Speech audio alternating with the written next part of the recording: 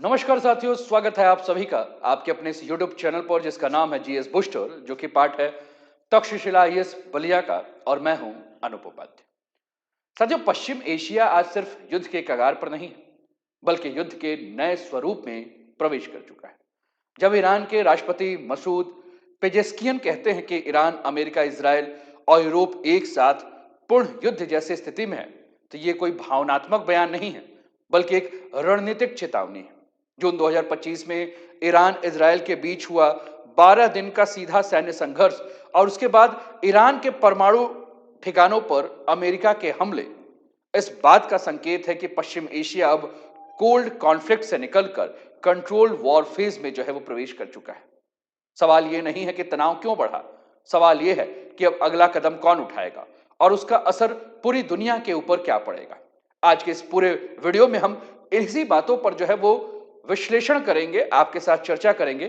Channel पर पहली बार है तो चैनल को सब्सक्राइब करके बेल आइकन दबा दीजिएगा और अंत तक बने रहिएगा। अपने विचारों को कमेंट के माध्यम से हम तक अवश्य पहुंचाइएगा और देश दुनिया में कहां से आप जुड़े हुए हैं, कमेंट के माध्यम से अपने लोकेशंस भी हमें जरूर बताइए।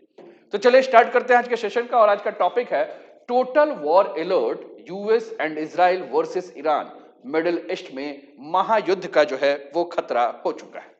लेकिन हमने कहा कि मिडिल ईस्ट में महायुद्ध का खतरा, यानी कि एक तरफ ईरान और दूसरी तरफ पश्चिमी देश, कैसे और कब ऐसा क्या हुआ कि आज ये स्थिति हमें देखने को मिल रही है। पहले कुछ समाचार पत्रों को हम ले लेते हैं जिन्होंने इस न्यूज को कवर किया और उसके बाद फिर हम आगे की तरफ बढ़ते हैं। साथियों, आपकी स्क्रीन पर 3 समाचार पत्र के कटिंग नजर आ रहे हैं। सबसे पहला इंडिपेंडेंट, दूसरा फॉक्स न्यूज और तीसरा द टाइम्स ऑफ इजराइल। ये 3 समाचार पत्र आपको देखने को मिल रहे हैं। इंडिपेंडेंट लिखता है Iran in full scale war with US and Europe से प्रेसिडेंट। फॉक्स न्यूज लिखता है Iranian president say his country is at total war with the US, Israel and Europe, ऐसा रिपोर्ट कहा जा रहा है। द टाइम्स ऑफ इजराइल कहता है ईरानियन प्रेसिडेंट से country in midst of total war with US, Israel and Europe. और इस सारे के सारे न्यूज पे अगर आप तारीख देखेंगे तो सारे के सारे 27 दिसंबर को ये सारे न्यूज जो है वो कवर किए गए हैं और इसी के ऊपर हमारी ये पूरी की पूरी चर्चा है।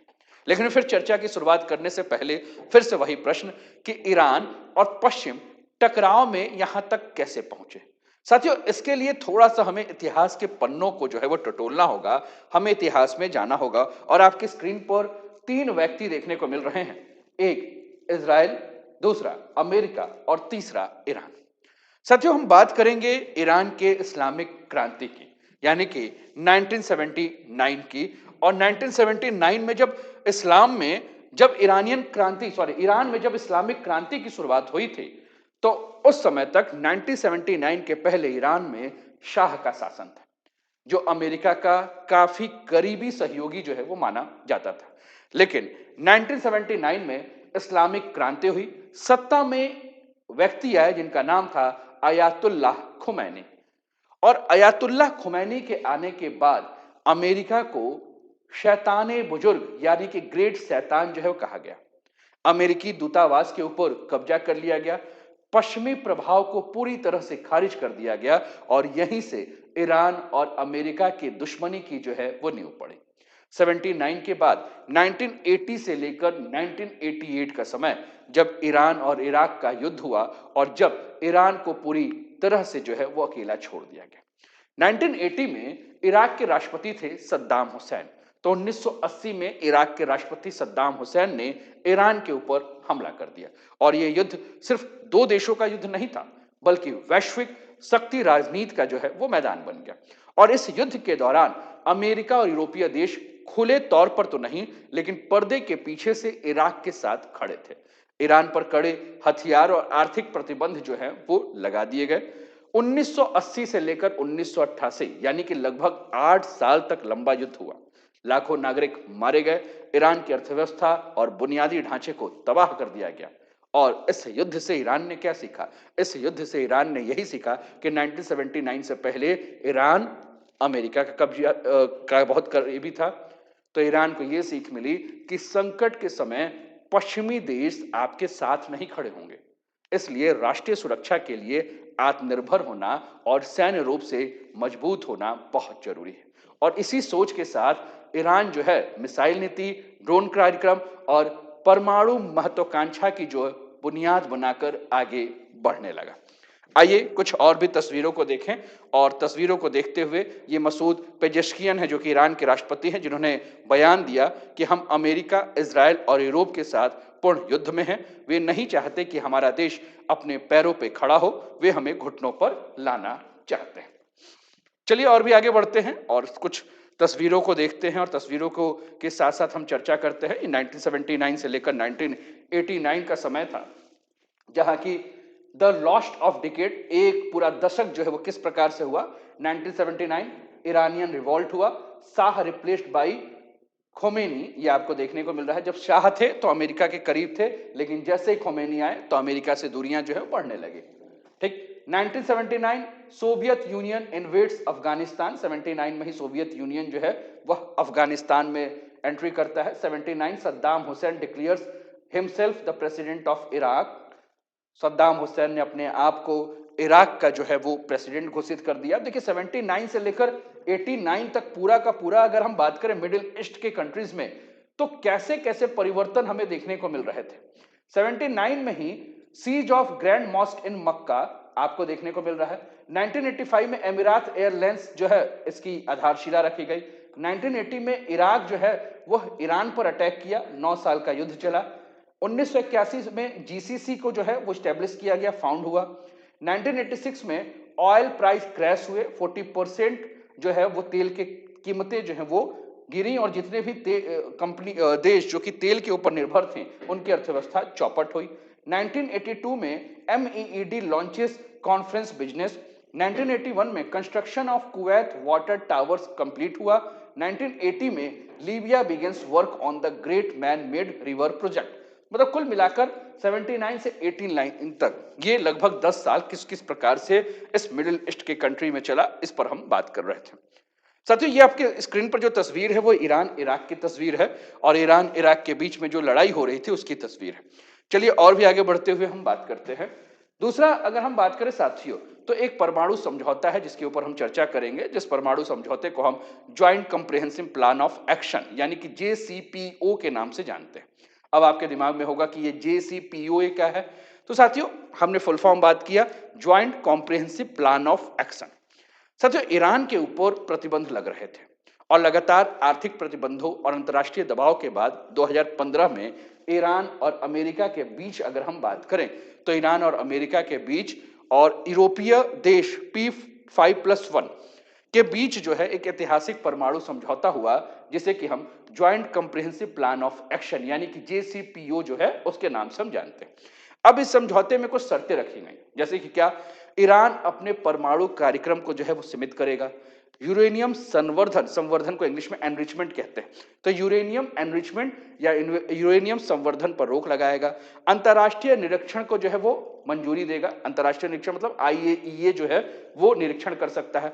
बदले में ईरान पर लगे आर्थिक जो भी प्रतिबंध थे उसको हटा दिए जाएंगे। तेल के ऊपर जो भी प्रतिबंध लगाए गए थे वो सारे के सारे हटाएंगे। अब इसका तत्काल प्रभाव ईरान पर क्या हुआ, ईरान की अर्थव्यवस्था जो है अब उसमें ऐसा लगा कि अब कुछ सुधार हो सकता है। विदेशी निवेश और व्यापार खुलने की संभावना ईरान के लिए बढ़ गई। लगा कि ईरान पश्चिमी रिश्तों में एक नया अध्याय 1979 के बाद फिर से 2015 के बाद शुरू करेगा। लेकिन ईरान के मन में हमेशा एक बात शंका कर रही थी, वो क्या, कि क्या पश्चिम इस समझौते को लंबे समय तक निभाएगा। क्योंकि 1980 से 88 जब ईरान और इराक की लड़ाई हो रही थी तो ईरान को यह बात समझ में आ गया था कि पश्चिम वाले किसी के अपने नहीं होते हैं, पश्चिम वाले कभी भी जो है वो ठग सकते हैं। तो फिर यही बात 2015 के बाद फिर से ईरान के दिमाग में शंका आया, क्या, कि भैया समझौता निभाओगे कि खाली समझौता कर लियो। और यही सवाल आगे चलकर पूरे के पूरे संकट का जो है वो जड़ बन गया। 2018 ट्रंप ने एक झटका दिया। 2018 में अमेरिका के राष्ट्रपति डोनाल्ड ट्रंप ने जो है वो इस समझौते को लेकर साफ साफ एक बात कहने लगे। क्या? उन्होंने कहा कि भैया अमेरिका का ईरान के साथ जो समझौता हुआ है ना, ये समझौता अमेरिका के लिए बेकार है। और ट्रंप का यही बयान जो है वो पूरी तरह से ईरान के भरोसे को तोड़ दिया। अमेरिका ने एक तरफा तरीके से जो है वो कहा कि हम इस समझौते से बाहर निकलते हैं। ईरान पर फिर से हम क्या करेंगे, कड़े प्रतिबंध लगाएंगे। ईरान के ऊपर फिर से हम आर्थिक और तेल के ऊपर जो है प्रतिबंध लगाएंगे और मैक्सिमम प्रेशर पॉलिसी को जो है वो लागू करी, जिसका उद्देश्य क्या था? उद्देश्य यही था कि ईरान की अर्थव्यवस्था को तोड़ देना है, ईरान को घुटने के बल जो है वो लाना है। मेरी बातें आप सभी को जो है उम्मीद है कि समझ में आ रही होगी। तो यूएस सैंक्शन अगेंस्ट ईरान फिर से शुरू हुआ। 2015 न्यूक्लियर डील साइन हुआ। 2016 nuclear relation UN sanction against Iran lifted, Tehran fulfilled its JCPOA obligation. 8 मई 2018 US president Donald Trump announce US withdrawal from the multilateral Iran nuclear deal, जिस पर हम चर्चा कर रहे हैं। ठीक है ना, बात को समझते रहिएगा। 2 phases 90 and 180 days wind down counting from May this ये ग्रेस पीरियड दिया गया और धीरे धीरे फेज 1 अगस्त 2018 और फेज 2 नवंबर 2018, है ना। अब इस नीति का परिणाम क्या हुआ? जैसे कि अमेरिका ने कहा कि हम इस समझौते से बाहर निकलते हैं, ईरान की जो मुद्रा है रियाल वो क्या हो गई, कमजोर हो गई। तेल निर्यात जो है वो बुरी तरह से जो है वो नीचे गिर गया। आम जनता के ऊपर भारी आर्थिक दबाव जो है वो बढ़ गया। अब ईरान की मानसिकता में एक निर्णायक बदलाव आया। क्या? ईरान ने कहा कि भैया हमसे तुमने समझौता किया, हमने तुम्हारा नियम माना, लेकिन फिर से तुमने जो है वो क्या कर दिया, हमको धोखा दे दिया। और यहीं से परमाणु वार्ता व्यवहारिक रूप से जो है वो कमजोर पड़ गई।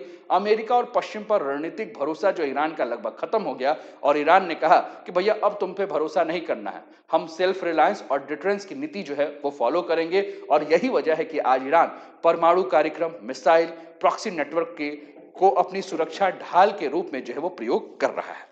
मेरी बात समझ में आ रही है? चलिए अब 2018 से हम 2025 पे आते हैं, लेकिन हमने यहां शब्द का प्रयोग किया, हमने कहा प्रॉक्सी वॉर। ये प्रॉक्सी वॉर क्या होता है? सर, ये प्रॉक्सी वॉर मतलब छद्म युद्ध, मतलब युद्ध हो नहीं रहा है लेकिन युद्ध हो रहा है ना। युद्ध धरातल पर नहीं दिख रहा, युद्ध पर्दे के पीछे से हो रहा है, नुकसान भी किया जा रहा है ना, डायरेक्ट नहीं इनडायरेक्ट। ठीक। हाइब्रिड वॉरफेयर में क्या किया गया? Special force, irregular force, support of local unrest, information warfare किया गया, प्रोपेगेंडा फैलाया गया, diplomacy, cyber attack, economic warfare, ये सारे के सारे वॉरफेयर के जो तरीके हैं इन सभी को जो है वो क्या किया गया, प्रयोग किया गया। अब हम आगे बढ़ते हैं, हम पहुंचते हैं 2025, लेकिन उसके पहले आप अपने स्क्रीन पर ये मैप देखिए और इस मैप के माध्यम से आप समझ सकते हैं कि मिडिल ईस्ट की वो कंट्रीज में वो सारे लोकेशन है जहां यूनाइटेड स्टेट्स यानी कि अमेरिका ने अपने फोर्सेस जो है वो लगा रखे हैं। आप देख रहे हैं, आपको आपके स्क्रीन पर ये ईरान देखने को मिल रहा है। ठीक, ये अजरबैजान है, आप देखिए, ये कतर है, ये दुबई है यूएई, ये ओमान आपको देखने को मिल रहा है ना। ये आप सारे के सारे, ये सऊदी अरबिया आपको देखने को मिल रहा है ना, ये सीरिया, इधर इराक, ये सब देखिए। और जितने भी ये हाईलाइटेड एरिया हैं, ये सारे के सारे हाईलाइटेड एरिया क्या है? ये सारे के सारे हाईलाइटेड एरिया जो है वो यूनाइटेड स्टेट्स ऑफ अमेरिका के फोर्स के मेजर बेस हैं जो कि अमेरिका यूज करता है। यानी कि मिडिल ईस्ट में आप देखिए अमेरिका किस प्रकार से जो है पूरा का पूरा घेर कर रखा हुआ है। ठीक, और आगे बढ़िए। US military presence in the middle east, जो चीजें मैं दिखा रहा था ये आपको दिख रहे हैं, बहरीन हो, है ना, इधर ओमान हो, यूनाइटेड अरब एमिरेट्स हो, है ना, जॉर्डन हो, गाजा, मतलब सब आप देख ले रहे हैं। ठीक, presidents US military base site with significant of US military presence आपको ब्लू और ऑरेंज कलर में दिख रहा है। ठीक है ना। अब हम आगे बढ़ते हैं, 2025 की बात करते हैं। 2025 में हुआ क्या? हालत सबसे खतरनाक मोड़ पर आ गया। 2025 के आते आते ईरान और पश्चिमी देशों का टकराव की स्थिति हुई, बातचीत से निकलकर युद्ध जैसी स्थिति पहुंच गई। ट्रंप वापस आए और ट्रंप ने फिर वही 2018 वाली बात, सख्त नीति फिर से ईरान के ऊपर लागू की। बातचीत की जगह ट्रंप ने कहा कि अब ईरान से बातचीत करने का कोई फायदा नहीं है। क्या करना होगा? ट्रंप के ऊपर दबाव, ईरान के ऊपर दबाव डालना होगा और ईरान को फिर से झुकाने का जो है प्रयास करना होगा। समझौते के बजाय ईरान को क्या किया जाए, धमकी दिया जाए और ईरान पर शक्ति जो है लागू किया जाए। ईरान ने साफ साफ संदेश दिया कि देखो भैया, हमारी बात मानो नहीं तो सजा भुगतोगे, है ना। ईरान को किसने साफ संदेश दिया? अमेरिका ने, कि हमारी बात मान लो। और यहीं से मैक्सिमम प्रेशर 2.0 यानी कि आर्थिक घुटन की शुरुआत की गई। आर्थिक घुटन मतलब कि तुम्हारे अर्थव्यवस्था को हम क्या करेंगे, गला घोट देंगे। कैसे घोट देंगे? हमें पता था कि ईरान, मतलब हमें इन द सेंस कि अमेरिका की बात, ट्रंप को यह बात पता था कि ईरान की अर्थव्यवस्था का सबसे बड़ा जो साधन साधन है वो क्या है? तेल। तो ईरान का तेल बेचना जो है वो क्या कर दिया गया? लगभग बंद कर दिया गया। अंतर्राष्ट्रीय बैंकिंग सिस्टम को क्या कर दिया गया? बाहर कर दिया गया अंतर्राष्ट्रीय बैंकिंग सिस्टम से। व्यापार और निवेश ईरान में क्या कर दिया गया? रुक गया। अब इसका प्रभाव क्या पड़ा? ईरान में महंगाई बढ़ गई, ईरान में बेरोजगारी बढ़ गई, ईरान की जनता परेशान हो गई। लेकिन सरकार और ज्यादा सख्त हो गई। जून 2025 ईरान और इजराइल के बीच में युद्ध जैसे हालात जो है वो छिड़ गए। हालात और बिगड़े। सीधा सैन्य टकराव, मिसाइल और ड्रोन से हमले, जवाब में सैन्य कार्रवाई। अमेरिका खुलकर इजराइल के साथ आ गया और पश्चिमी देश भी इजराइल के समर्थन में आ गया। और यहां ईरान को क्या महसूस हो रहा है? यहां ईरान को यह महसूस हो रहा है कि भाई पश्चिमी देश इजराइल और आसपास के देश सभी जो हैं वो हमारे दुश्मन हैं, हम चारों तरफ से जो है वो घिर गए। ठीक। अब जो एक समझौता हुआ था 2015, जिसको कि हम JCPO समझौता कह रहे हैं, वो खत्म है। भरोसा बिल्कुल नहीं है, बातचीत का कोई रास्ता नहीं। तो अब कौन सा समय है? जब बातचीत का रास्ता नहीं तो अब ताकत दिखाओ, यानी कि बातों की जगह ताकत का प्रयोग, और शांति की जगह टकराव का खतरा ये बढ़ गया। अब ये लड़ाई जो है वो किस तरह की लड़ाई है? साथियों, अब जो लड़ाई हो रही है वो पुराने जमाने की लड़ाई नहीं है ना, कि दो सेनाएं आमने सामने आएंगी। एक नए प्रकार की लड़ाई है, जिसको कि हम हाइब्रिड वॉर अभी हमने समझा। कैसी लड़ाई है? एक नए प्रकार की लड़ाई है, जिसको कि हमने कहा कि पूरी लड़ाई जो है वो हाइब्रिड वॉर है, जिसमें दुश्मन कई तरीके से जो है वो क्या करता है? नुकसान पहुंचाता है। हाइब्रिड वॉर में आर्थिक हमला किया जाता है। आर्थिक हमला यानी कि आर्थिक हमला का मतलब है कि इसमें देश पर प्रतिबंध लगा दो, तेल बेचने से रोक दो और पैसे और बैंकिंग सिस्टम को बाहर कर दो। सैन्य हमला, और सैन्य हमला सीधे जंग नहीं बल्कि एयर स्ट्राइक कर दो, ड्रोन से हमला कर दो, मिसाइल से हमला कर दो। साइबर हमला, और साइबर हमला मतलब बिजली, इंटरनेट, सरकारी सिस्टम सब हैक कर दो, दुनिया में अकेला कर दो। दूसरे देशों को कहा गया कि भैया तुम ईरान से जो है दूरी बना लो, देश के अंदर परेशानी बढ़ा दो, महंगाई बढ़ा दो, लोगों को नाराज करवा दो, सरकार पर दबाव बने। ठीक। और किसी भी राष्ट्रपति के लिए सबसे खराब कंडीशन है, ठीक है ना। और इसीलिए ईरान के राष्ट्रपति ने कहा कि देखिए भैया, अब बहुत ज्यादा खतरनाक स्थिति हो चुकी है। पहले ईरान इराक युद्ध में उस समय जो लड़ाई थी वो सैनिक, बंदूक और बम की लड़ाई थी, यानी सामने से दुश्मन साफ दिखता था। आज की लड़ाई वैसे नहीं है। आज जंग मैदान में नहीं हो रहा है। पहले हमला जो होता था प्रतिबंध लगा के देश की अर्थव्यवस्था को कमजोर किया जाता था। अब तकनीक से हमला हो रहा है, साइबर अटैक किया जा रहा है, ड्रोन अटैक किया जा रहा है, मिसाइल अटैक किया जा रहा है, सैटेलाइट अटैक किया जा रहा है। राजनीति से हमला हो रहा है, यानी कि दुनिया के देशों में बदनाम किया जाना, दुनिया में अकेला छुड़वा देना। मतलब दुश्मन हर तरफ से वार करता है, सीधे भी और छुप कर भी। इसलिए जंग ज्यादा मुश्किल है, क्योंकि इसमें पता ही नहीं होता है कि हमला कब होगा, कहां से होगा और किस रूप में होगा, कौन हमारा दुश्मन है, कौन हमारा दोस्त है, कुछ नहीं पता। इसलिए ईरान के राष्ट्रपति ने यह बात कहा कि यह लड़ाई पुरानी जंग से भी ज्यादा खतरनाक और जटिल है। ठीक है ना। अब हमें यह समझना है कि ईरान इतना घबराया हुआ क्यों है। साथियों, ईरान के घबराने के पीछे जो रणनीतिक कारण है वो क्या है? सबसे पहले हमें यह समझना है कि ईरान के बारे में ये कहा जा रहा है कि ईरान जो है एक परमाणु ताकत वाला देश बन गया है। ईरान के बगल में कौन? इजराइल। तो इजराइल को डर है कि ईरान जो है वो परमाणु ताकत वाला देश बन गया है, तो ईरान से इजराइल की सुरक्षा जो है वो खतरे में आ सकती है। इसलिए इजराइल का जो साफ लक्ष्य है वो है कि ईरान के परमाणु कार्यक्रम को किसी भी तरह से जो है वो क्या कर दिया जाए? रोक दिया जाए। और अमेरिका चाहता है कि पश्चिम एशिया में कोई भी देश जो है वो बहुत ज्यादा ताकतवर ना बन पाए, और वह इस क्षेत्र में शक्ति संतुलन जो है बनाए रखना चाहता है।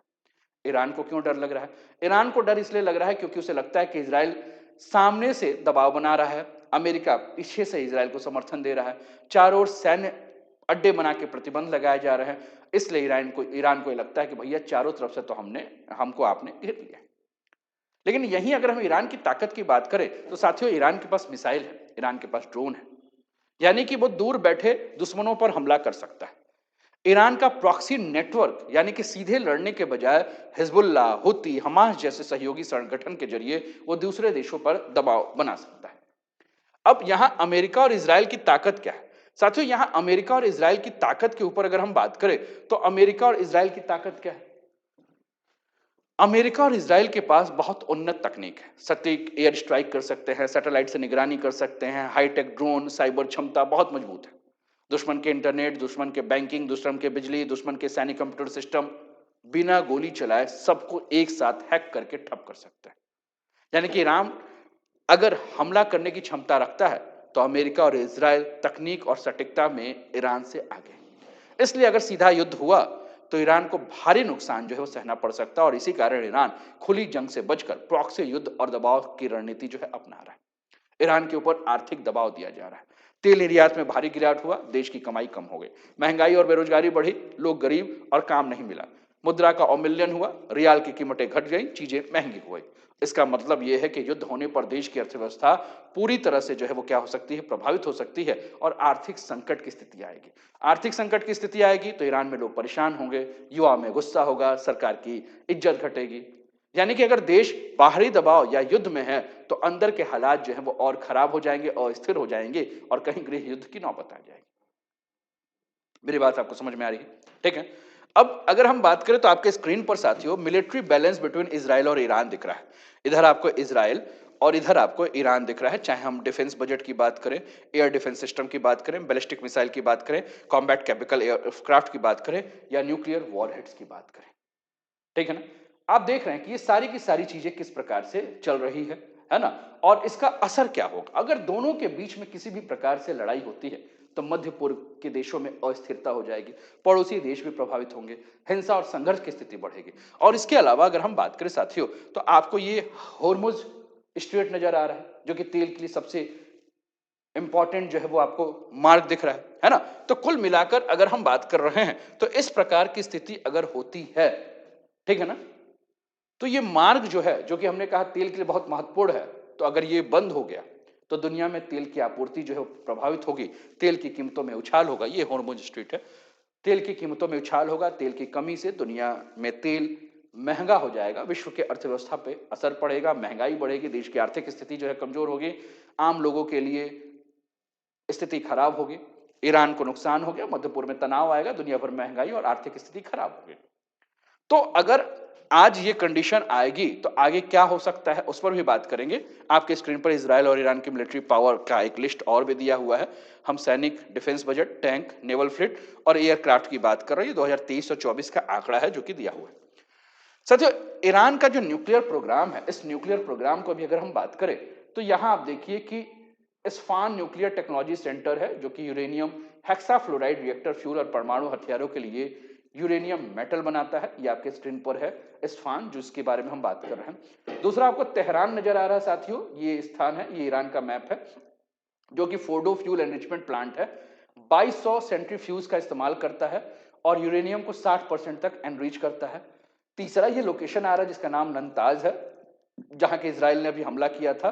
ठीक। चौथा आपको दिख रहा है ये बूशहर है, जो कि न्यूक्लियर पावर प्लांट है, ये आपके स्क्रीन पर ये देखने को मिल रहा है। ठीक है ना? ईरान का एकमात्र चालू बूशहर के बारे में बात करें तो चालू न्यूक्लियर पावर प्लांट है, रूसी ईंधन से चलता है। नंताज एनरिचमेंट प्लांट के बारे में बात करें तो 14,000 सेंट्रीफ्यूज का इस्तेमाल कर यूरेनियम को 60% तक एनरिच करता है। फ्यूल प्रोडक्शन की बात करें तो यूरेनियम से फ्यूल जो है वो यहां बनाया जाता है। न्यूक्लियर पावर प्लांट की बात करें तो बिजली पैदा होती है। रिसर्च संस्थान की बात करें तो न्यूक्लियर रिसर्च सेंटर होते हैं। रिसर्च रिएक्टर की बात करें तो रिसर्च के लिए जो है इसका इस्तेमाल होता है। और ये पूरा का पूरा आपके स्क्रीन पर जो देखने को मिल रहा है, ये ईरान का न्यूक्लियर प्रोग्राम है। साथियों, अंततः हम यही कह सकते हैं कि ईरान और पश्चिम का जो टकराव है, ये सिर्फ हथियारों की लड़ाई नहीं, ये रणनीति, पैसा और राजनीति सबका संगम है। अगर युद्ध हुआ और पूरा युद्ध हुआ तो इसमें सिर्फ ईरान की जो सिर्फ सेना नहीं बल्कि लोगों और अर्थव्यवस्था को भी जो है वो भारी कीमत चुकानी पड़ेगी। और असली शांति का रास्ता जो है वो डायलॉग और डिप्लोमेसी के माध्यम से ही हो सकता है। युद्ध से सिर्फ नुकसान होगा, शांति और समाधान, बातचीत और समझौते से ही जो है वो संभव है। आपको क्या लगता है? आप भी अपने विचार जो है वो हम तक पहुंचाएं और कैसा लगा सेशन जरूर बताएं। वीडियो पसंद आया तो लाइक कर दीजिए, कमेंट तो करना ही है, आपको शेयर करना ही है और चैनल को अभी तक सब्सक्राइब नहीं किया तो सब्सक्राइब कर दीजिए। अपना ध्यान रखिए, स्वस्थ रहिए, मस्त रहिए, तंदुरुस्त रहिए, हंसते खेलते मुस्कुराते हुए जीवन का आनंद लीजिए। जय हिंद, जय भारत।